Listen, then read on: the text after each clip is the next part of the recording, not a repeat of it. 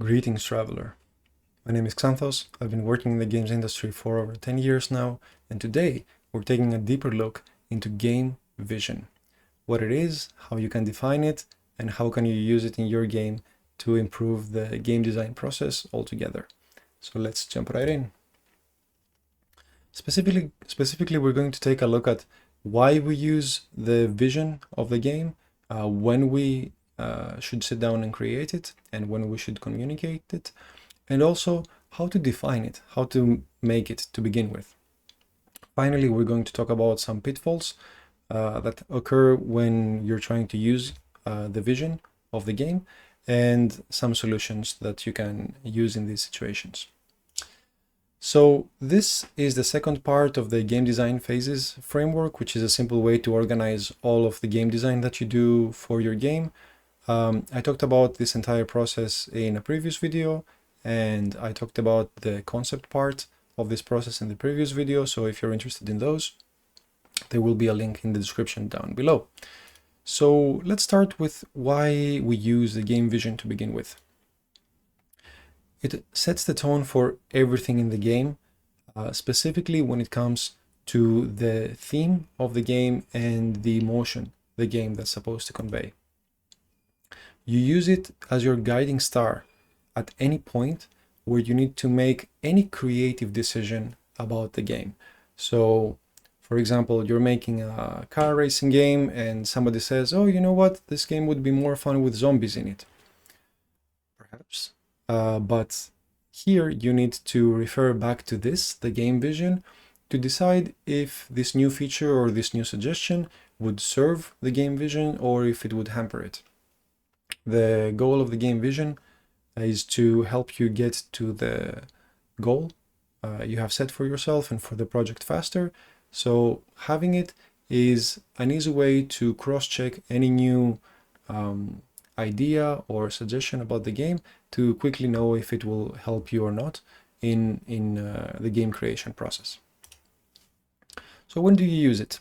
First of all, you create it right after creating the concept for the game. So if you want to know more about that, please check the previous video in this series. You use it when you want to communicate the direction of the game to your team. So just by talking about the game concept is enough to set the stage, let's say, for the game, but it's really not enough to talk about how you're going to go about pursuing that goal. So for example, you could say that this game is like FIFA, but with cheerleaders instead of soccer players. Okay, that sets an image that creates something that many people could relate to, at least they could imagine it in their minds, but it doesn't say what feeling, what theme, what creative goal you have with this game. So by adding the game vision to the concept you have set already, it helps the team and yourself to know which direction you should go towards in order to achieve the game concept. So in a simpler way, defining the game concept tells you what you want to make, and the vision tells you how you want to make it. So what the game vision is essentially is a core theme or a feeling for the entire game. So we talked about some examples during the introduction video of this. So visions could be something like airships equal freedom. So we know that in this game, whenever you see an airship, whenever you ride one, whenever you use one, it's supposed to help you attain freedom in that environment. Perhaps you want to travel and there's no other means. Perhaps you are a slave somewhere and you can escape on an airship. Whatever the theme, whatever the situation of the game is, the airship being introduced into the game has to come with a feeling of freedom or attaining freedom for the player. If it does that, then it serves this game vision. Another example is from Gears of War, saying that Marcus Phoenix is a badass. So everything in the game is supposed to link back to this vision. So the way he moves, the way he talks, the way he handles guns, everything he does as a protagonist of the game are supposed to link back to this. Even how the enemies react to him, even how the environment reacts when he shoots a wall or when he kicks an object or something. It's all supposed to convey this feeling. Now again, this is not supposed to be absolutely 100%, but the majority of the game should link back to the game vision. The last example we talked about was mega levels of violence. So with the added note that you had better give us that mature rating right now, which was apparently the vision for the original Fallout game. So again, here we didn't talk about what style of game it is, what's the format and so on, what's the gameplay like. We only talk about this emotional or thematic way of describing the game, because we already know what type of game it is from the game concept. The vision gives us a direction of how to create everything in the game to make sure that it's in the direction we want for this. So how do you actually create it? It's just one short sentence, but trying to capture so much into just one sentence can be challenging. So the easy way to approach this is to first brainstorm a few descriptive sentences for the game.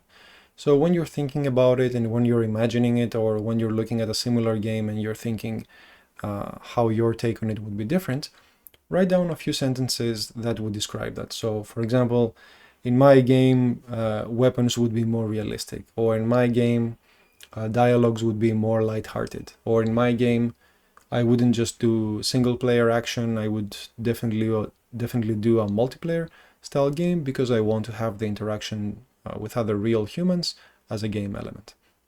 So you can write down as many of those as you want, because they all describe from a different angle the goal you have in mind for this game. So then you can look at some concept art or some inspiring videos that you have connected to the game. Perhaps you have generated with AI some art for this, or perhaps you saw somewhere else on the internet or in a concept book some art that is very similar to what you're trying to achieve.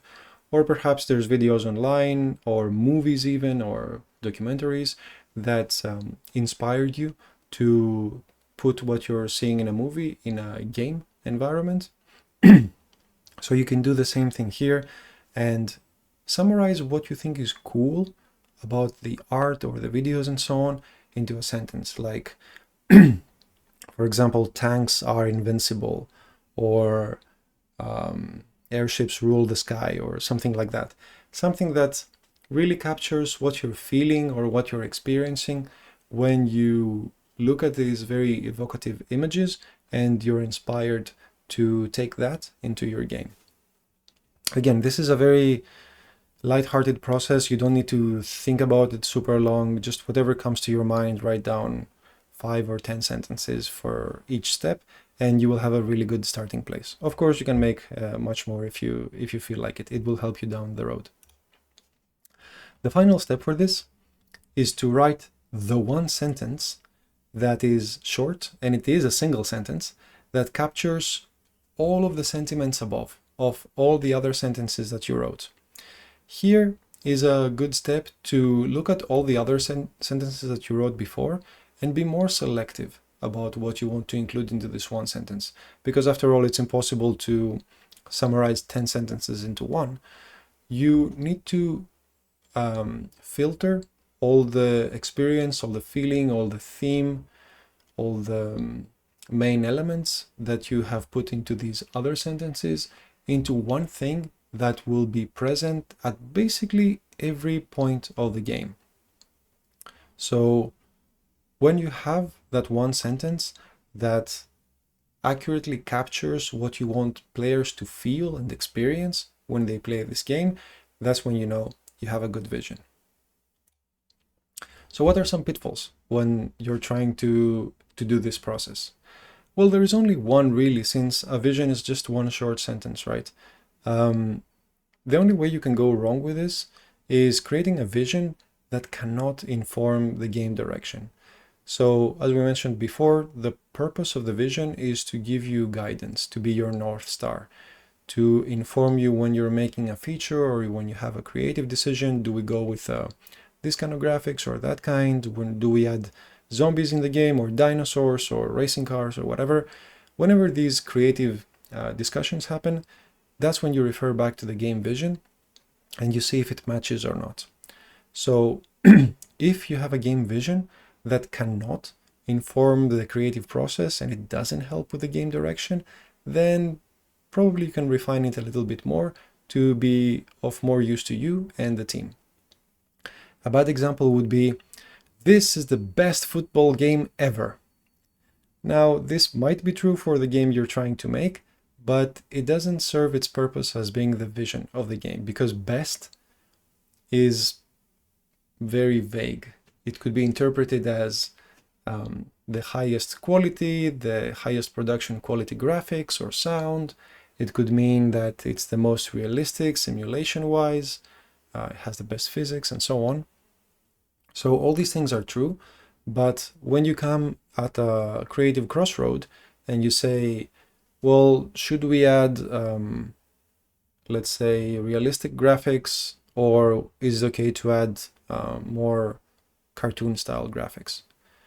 Well, both could be potentially good, both could potentially make the best game ever, so the vision doesn't help us decide.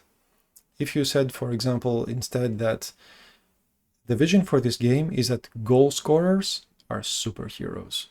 So in your take in the game of football, you want to elevate the coolness and the prestige and so on of the specific players that score goals into superhero level. This is a funny, over-the-top, a very heroic way to express football, so I think it's appropriate for a game if somebody wants to make a game like that. And the fact that we see in this game of goal scorers as superheroes does inform our decisions later on, because if we want to express the players themselves as super realistic, then the question would become, how do we express their superpowers? Do we add some non-realistic visual effects, or do we do it with sound or with their thoughts, or how do we do it?